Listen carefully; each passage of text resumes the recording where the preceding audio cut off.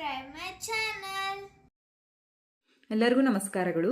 ಇಂದಿನ ವಿಡಿಯೋದಲ್ಲಿ ನಾವು 4ನೇ ತರಗತಿಯ ಕನ್ನಡ ವಿಷಯದ ಭಾಗ 2ರಲ್ಲಿನ 14ನೇ ಪಾಠವಾದ ಹುತಾತ್ಮ ಬಾಲಕ ಎಂಬ ಪಾಠದ ಪ್ರಶ್ನೋತ್ತರಗಳನ್ನು ತಿಳಿಯೋಣ ಮಕ್ಕಳೇ. ಅಭ್ಯಾಸದ ಪ್ರಶ್ನೆಗಳನ್ನು ನೋಡೋಣ ಮಕ್ಕಳೇ.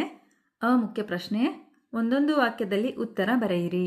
ಮೊದಲ ಪ್ರಶ್ನೆ, ಬ್ರಿಟಿಷರಿಗೆ ಭಾರತವನ್ನು ಬಿಟ್ಟು ತೊಲಗಿ ಎಂದು ಎಚ್ಚರಿಕೆ ಕೊಟ್ಟವರು ಯಾರು? ಉತ್ತರ, ಬ್ರಿಟಿಷರಿಗೆ ಭಾರತವನ್ನು ಬಿಟ್ಟು ತೊಲಗಿ ಎಂದು ಗಾಂಧೀಜಿಯವರು ಎಚ್ಚರಿಕೆ ಕೊಟ್ಟರು. ಪ್ರಶ್ನೆ 2, ಹುಬ್ಬಳ್ಳಿಯ ಜನತೆಗೆ ಪ್ರಮುಖವಾಗಿದ್ದ ದಿನ ಯಾವುದು? ಉತ್ತರ, ಹುಬ್ಬಳ್ಳಿಯ ಜನತೆಗೆ ಪ್ರಮುಖವಾಗಿದ್ದ ದಿನ 1942 ಆಗಸ್ಟ್ 15. ಪ್ರಶ್ನೆ 3, ನಾರಾಯಣನ ತಾಯಿ ಏನೆಂದು ಮಗನನ್ನು ಹರಸಿದಳು? ಉತ್ತರ, ನಾರಾಯಣನ ತಾಯಿ ನಿನಗೆ ದೇವರು ಒಳ್ಳೆಯದನ್ನು ಮಾಡಲಿ ಎಂದು ಹರಸಿದಳು.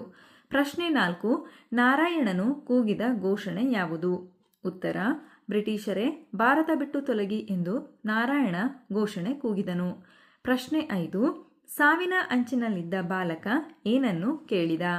ಉತ್ತರ, ಸಾವಿನ ಅಂಚಿನಲ್ಲಿದ್ದ ಬಾಲಕ ನನಗೆ ಸ್ವರಾಜ್ಯ ಬೇಕು ಎಂದು ಹೇಳಿದ. ಮುಖ್ಯ ಪ್ರಶ್ನೆ, 2-3 ವಾಕ್ಯಗಳಲ್ಲಿ ಉತ್ತರ ಬರೆಯಿರಿ.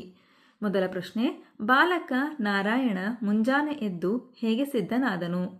ಉತ್ತರ, ಬಾಲಕ ನಾರಾಯಣ ಮುಂಜಾನೆ ಬೇಗ ಎದ್ದು ಸ್ನಾನ ಮಾಡಿ ಖಾದಿ ಚಡ್ಡಿ, ಅಂಗಿ ಮತ್ತು ಗಾಂಧಿ ಟೋಪಿಯನ್ನು ಧರಿಸಿ ತ್ರಿವರ್ಣ ಧ್ವಜವನ್ನು ಹಿಡಿದುಕೊಂಡು ಬ್ರಿಟಿಷರ ವಿರುದ್ಧ ಪ್ರತಿಭಟನಾ ಮೆರವಣಿಗೆಯಲ್ಲಿ ಭಾಗವಹಿಸಲು ಸಿದ್ಧನಾದನು.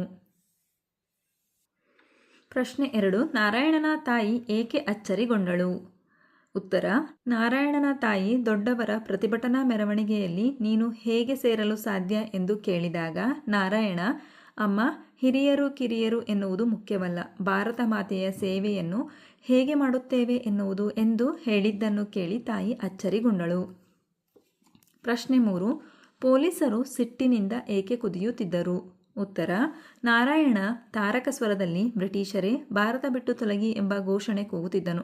ಇತರರು ಇವನ ಕೂಗನ್ನು ಪ್ರತಿಧ್ವನಿಸುತ್ತಿದ್ದರು. ಇದನ್ನು ಕಂಡ ಪೊಲೀಸರು ಸಿಟ್ಟಿನಿಂದ ಕುದಿಯುತ್ತಿದ್ದರು. ಪ್ರಶ್ನೆ ಮುಖ್ಯ ಪ್ರಶ್ನೆ, ಈ ಮಾತನ್ನು ಯಾರು ಯಾರಿಗೆ ಹೇಳಿದರು? ಮೊದಲ ಮಾತು, ಎಲ್ಲಿಗೆ ಹೋಗುತ್ತಿರುವೆ ಮಗು? ಈ ಮಾತನ್ನು ಯಾರು ಹೇಳ್ತಾರೆ ಮಕ್ಕಳೇ? ಈ ಮಾತನ್ನು ತಾಯಿ ಹೇಳ್ತಾಳೆ. ಯಾರಿಗೆ ಹೇಳ್ತಾಳೆ? ನಾರಾಯಣನಿಗೆ ಹೇಳ್ತಾಳೆ. ಎರಡನೆಯ ಮಾತು, ಅಮ್ಮ, ಹಿರಿಯರು ಮತ್ತು ಕಿರಿಯರು ಎನ್ನುವುದು ಮುಖ್ಯವಲ್ಲ. ಈ ಮಾತನ್ನು ಯಾರು ಹೇಳ್ತಾರೆ ಮಕ್ಕಳೇ? ಈ ಮಾತನ್ನು ನಾರಾಯಣ ಹೇಳ್ತಾನೆ. ಯಾರಿಗೆ ಹೇಳ್ತಾನೆ? ತಾಯಿಗೆ ಹೇಳ್ತಾನೆ. ನಂತರ ಮೂರನೆಯ ಮಾತು, ನಿನಗೆ ಏನು ಬೇಕು? ಈ ಮಾತನ್ನು ಯಾರು ಹೇಳ್ತಾರೆ ಮಕ್ಕಳೇ? ಈ ಮಾತನ್ನು ಆಂಗ್ಲ ಅಧಿಕಾರಿ ಹೇಳ್ತಾರೆ. ಯಾರಿಗೆ ಹೇಳ್ತಾರೆ? ನಾರಾಯಣನಿಗೆ ಹೇಳ್ತಾರೆ. ಭಾಷಾ ಚಟುವಟಿಕೆಯನ್ನು ಗಮನಿಸಿ ಮಕ್ಕಳೇ. ಮುಖ್ಯ ಪ್ರಶ್ನೆ, ಕೊಟ್ಟಿರುವ ಪದ ಗಮನಿಸಿ ವಿರುದ್ಧಾರ್ಥಕ ಪದ ಬರೆಯಿರಿ. ಅಹಿಂಸೆ, ಹಿಂಸೆ. ಕಿರಿಯ, ಹಿರಿಯ. ಸಾಧ್ಯ, ಅಸಾಧ್ಯ. ಬೇಕು, ಬೇಡ. ಮುಖ್ಯ ಪ್ರಶ್ನೆ, ಮಾದರಿಯಲ್ಲಿ ಸೂಚಿಸಿರುವಂತೆ ಪದ ಬಿಡಿಸಿ ಬರೆಯಿರಿ. ಮಾದರಿ ಕೊಟ್ಟಿದ್ದಾರೆ ಗಮನಿಸಿ ಮಕ್ಕಳೇ. ಧೈರ್ಯವಂತ, ಧೈರ್ಯ ಪ್ಲಸ್ ವಂತ, ಹೀಗೆ ಬಿಡಿಸಿ ಬರಿಬೇಕು. ಗುಣವಂತ, ಗುಣ ಪ್ಲಸ್ ವಂತ. ಶೌರ್ಯವಂತ, ಶೌರ್ಯ ಪ್ಲಸ್ ವಂತ. ಶಕ್ತಿವಂತ, ಶಕ್ತಿ ಪ್ಲಸ್ ವಂತ. ಬುದ್ಧಿವಂತ, ಬುದ್ಧಿ ಪ್ಲಸ್ ವಂತ. ಹಣವಂತ, ಹಣ ಪ್ಲಸ್ ವಂತ. ಈ ಮುಖ್ಯ ಪ್ರಶ್ನೆ, ಕೊಟ್ಟಿರುವ ಪದಗಳನ್ನು ಬಳಸಿ ಸ್ವಂತ ವಾಕ್ಯ ರಚಿಸಿ. ಮೊದಲ ಪದ ಘೋಷಣೆ. ನಾರಾಯಣನು ಭಾರತ ಬಿಟ್ಟು ತೊಲಗಿ ಘೋಷಣೆ ಕೂಗಿದನು. ಅಹಿಂಸೆ. ಗಾಂಧೀಜಿಯವರು ಅಹಿಂಸಾ ಮಾರ್ಗವನ್ನು ಅನುಸರಿಸಿದರು. ಮೂರನೆಯ ಪದ ಜೋರಾಗಿ. ತರಗತಿಯಲ್ಲಿ ಜೋರಾಗಿ ಮಾತನಾಡಬಾರದು. ನಾಲ್ಕನೆಯ ಪದ ಆಶ್ಚರ್ಯ. ಜಿರಾಫೆಯ ಕತ್ತನ್ನು ಪ್ರತ್ಯಕ್ಷವಾಗಿ ನೋಡಿ ಆಶ್ಚರ್ಯಪಟ್ಟೆನು. ಐದನೆಯ ಪದ ಮೆರವಣಿಗೆ. ಜಾತ್ರೆಯಲ್ಲಿ ದೇವಿಯನ್ನು ಮೆರವಣಿಗೆ ಮಾಡುತ್ತಾರೆ. ಈ ಮುಖ್ಯ ಪ್ರಶ್ನೆ, ಈ ಕೆಳಗಿನ ಪದಗಳಿಗೆ ಶಬ್ದಕೋಶದಿಂದ ಅರ್ಥ ಹುಡುಕಿ ಬರೆಯಿರಿ. ಮೊದಲ ಪದ ನೆರವು. ಇದರ ಅರ್ಥ ಸಹಾಯ ಅಥವಾ ಬೆಂಬಲ. ಹರಸು, ಆಶೀರ್ವದಿಸು. ಅದ್ಭುತ, ವಿಸ್ಮಯ ಅಥವಾ ಅಚ್ಚರಿ. ಕಸುಬು, ಕೆಲಸ ಅಥವಾ ಉದ್ಯೋಗ. ಬಳಕೆ ಚಟುವಟಿಕೆಯನ್ನು ಗಮನಿಸಿ ಮಕ್ಕಳೇ. ಮುಖ್ಯ ಪ್ರಶ್ನೆ, ವೃತ್ತದೊಳಗಿನ ಪದವನ್ನು ಅದರ ಸಮಾನಾರ್ಥಕ ಪದಗಳೊಂದಿಗೆ ಗೆರೆ ಎಳೆದು ಜೋಡಿಸಿ ಅಂತ ಇದೆ. ವೃತ್ತದೊಳಗಿನ ಪದ ಯಾವುದು? ಆಶ್ಚರ್ಯ. ಇದಕ್ಕೆ ಸಮಾನಾರ್ಥಕ ಪದಗಳು ವಿಸ್ಮಯ ಅಥವಾ ಅಚ್ಚರಿ.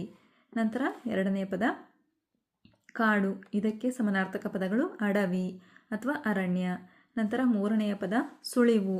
ಸುಳಿವಿಗೆ ಸಮಾನಾರ್ಥಕ ಪದಗಳು ಗುರುತು ಅಥವಾ ಕುರುಹು. ನಂತರ ಆ ಮುಖ್ಯ ಪ್ರಶ್ನೆ, ಕೊಟ್ಟಿರುವ ಅಕ್ಷರ ಬಳಸಿ ಪದ ರಚಿಸಿ, ಅಕ್ಷರಬಂಧ ಪೂರ್ಣಗೊಳಿಸು, ರಚನೆಯಾದ ಪದಗಳನ್ನು ಖಾಲಿ ಜಾಗದಲ್ಲಿ ಬರೆಯಿರಿ ಅಂತ ಕೊಟ್ಟಿದ್ದಾರೆ ಮಕ್ಕಳೇ.